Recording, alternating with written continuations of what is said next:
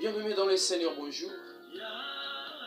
C'est bien moi, votre cher frère, évangéliste et bonheur Voidi, autrement appelé ambassadeur du Christ. Je suis venu partager avec vous un thème si important qui est tiré dans le livre de Jean, le chapitre 6, le verset 68. Où nous trouvons l'apôtre Pierre qui est en train de répondre à la question de Jésus par une question. En disant, Seigneur, à qui irons-nous? Car tu as les paroles de la vie éternelle. En d'autres termes, elle vous le dit. Seigneur, à qui irons-nous? Afin de vivre heureux. Ou encore, Seigneur, à qui irons-nous? Afin de vivre en paix. Dans le monde, il y a une structure que le pays y a créée pour instaurer la paix dans le pays. Mais nous allons voir que depuis que cette structure est créée, jusqu'aujourd'hui, on parle toujours de guerre. Jusqu'aujourd'hui, il n'y a toujours pas de paix dans nos pays. Il y a toujours des choses dans nos vies, il n'y a pas la paix. Voilà pourquoi, lorsque nous regardons toutes ces choses, nous voyons que la vraie paix ne se trouve qu'en Jésus-Christ. Il t'amène là où tu es. La vraie paix est née qu'en Jésus. Nous allons voir l'apôtre Pierre ici, qui a expérimenté des choses avec Dieu, qui a expérimenté des choses avec Christ.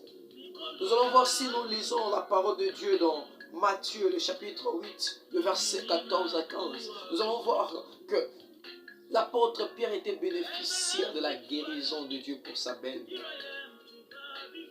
Jésus a eu à guérir la belle-mère de Simon-Pierre. Et nous allons voir toujours le même Pierre qui est aussi le bénéficiaire de la bénédiction de Christ. La Bible nous dit dans Luc, le chapitre 5, le verset 5, une fois l'apôtre Pierre se mit à pêcher toute la nuit, mais il n'a eu aucun poisson. Mais lorsque Jésus est venu, lorsqu'il a dit tout simplement, l'apôtre Pierre a y avoir des poissons en abondance. Et comprenant toutes ces choses, l'apôtre Pierre a dit, à qui irons-nous? En d'autres termes, à qui je mettrai ma confiance? Car il savait que loin de Christ, il n'y a pas la vie. La parole de Dieu nous dit dans Jean, le chapitre 15, le verset 5. Là, Christ nous dit, sans moi, vous ne pouvez rien faire. Donc, sans Christ, il n'y a pas la vie. Et l'apôtre Pierre plutôt, et à la connaissance de cela, il a dit, je resterai avec toi. Je mettrai toujours ma confiance en toi.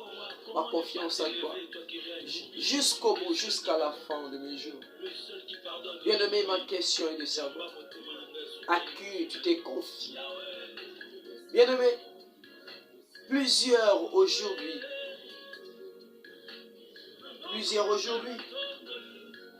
ils ont eu, je dirais, ils sont, malgré les bénédictions qu'ils ont eu à recevoir de Jésus, ils ne sont toujours pas satisfaits. Et ils sont devenus des rétrogrades dans leur vie chrétienne.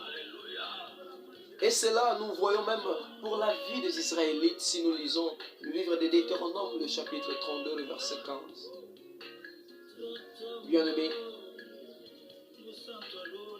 Bien-aimé dans le Seigneur, à qui tu t'es confié dans tes faiblesses, au moment de problèmes, à qui tu t'es confié. Il y a plusieurs qui ont eu à consulter des féticheurs, des marabouts, qui se sont livrés dans de mauvaises pratiques.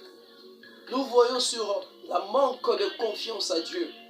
Il y a le roi Akazia qui a perdu sa vie. Si nous lisons 2 Rois, le chapitre 1er, à partir du 1er verset jusqu'au 13e verset, nous allons comprendre ces choses. Plusieurs ont perdu leur vie à cause